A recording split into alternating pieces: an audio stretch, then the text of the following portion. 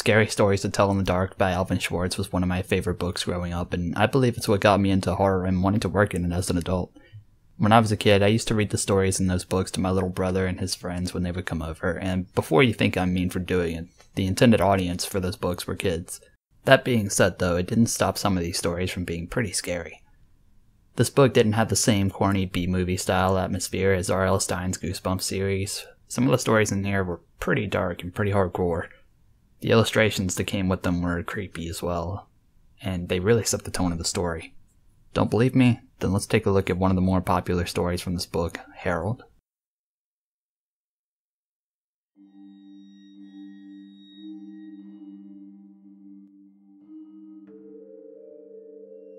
There was an old farmer in Arizona who owned the best farm in the area.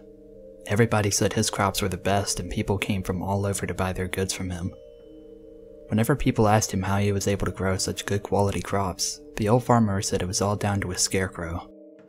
"That old scarecrow is the one I have to thank," said the farmer. "He makes sure no critters or crows come anywhere near my crops."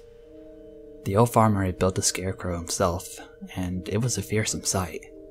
He spent months working on it to make it as scary as possible. He knew how important it was to keep pests away from his crops, so he gave it enormous straw arms that stretched out about 6 feet, and big long legs that made it as tall as a tree. But the scariest thing about the scarecrow was its head. The farmer carved it himself out of a huge pumpkin. He spent countless days and nights on the design until it was perfect. The scarecrow's face and head were so grotesque and ugly that even he was sometimes scared to look at it. But it was very effective, scaring away every rodent and bird that ventured near.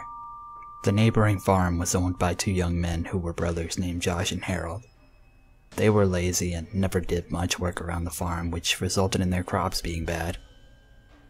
They were jealous of the old farmer's success and were plotting against him. If they could drive him out of business, they could take over his farm and make more money. So one night, the brothers decided to sneak into the old farmer's land.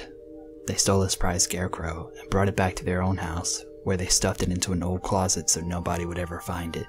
The next day, the farmer woke up to find his hideous scarecrow missing and all his crops being eaten by rats and crows. He fell to his knees and cried, knowing that his farm would soon be out of business. Meanwhile, the brothers Josh and Harold were watching from their own property and couldn't help laughing out loud when they saw the old man's tears of grief. Hearing the laughter, the old farmer came over and asked them if they knew what happened to his scarecrow. The brothers looked at him right in the eye and said they had no idea where his precious scarecrow might be. "But you know I'll go out of business and have to sell my farm if I can't find my scarecrow," said the farmer. Josh just laughed in his face, saying, "That's your tough luck, isn't it? Sucks to be you." The old farmer walked slowly back to his house, his head hanging down in defeat and depression.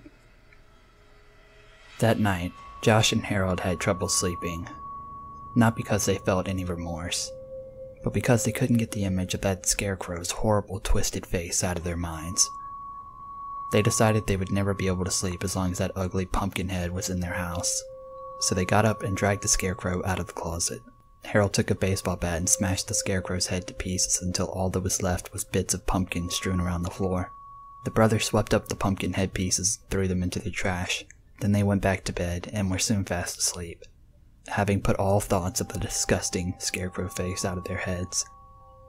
Sometime after midnight, Josh and Harold were awoken by the sound of scratching and clawing at their bedroom door. "Did you forget to put the dog out?" asked Harold sleepily. "We don't have a dog," Josh stammered. Suddenly, the bedroom door bursts open and a solitary long straw arm snaked through the opening. Then a second arm thrashed around, followed by 2 long stick legs.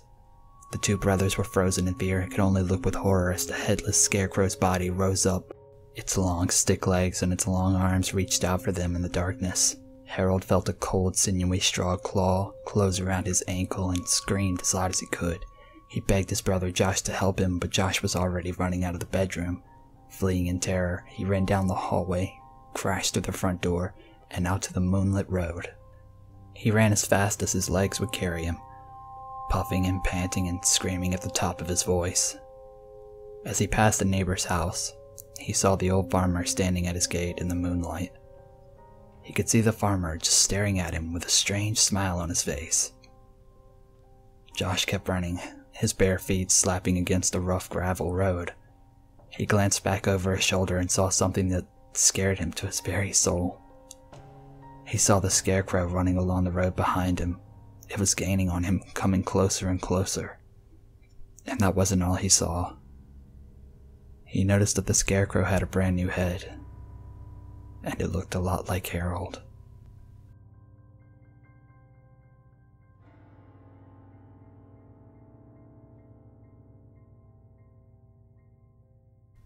So in conclusion, while this isn't the scariest thing out there, I'd say it's pretty up there for kids, especially if they've got the overactive imagination that I had growing up.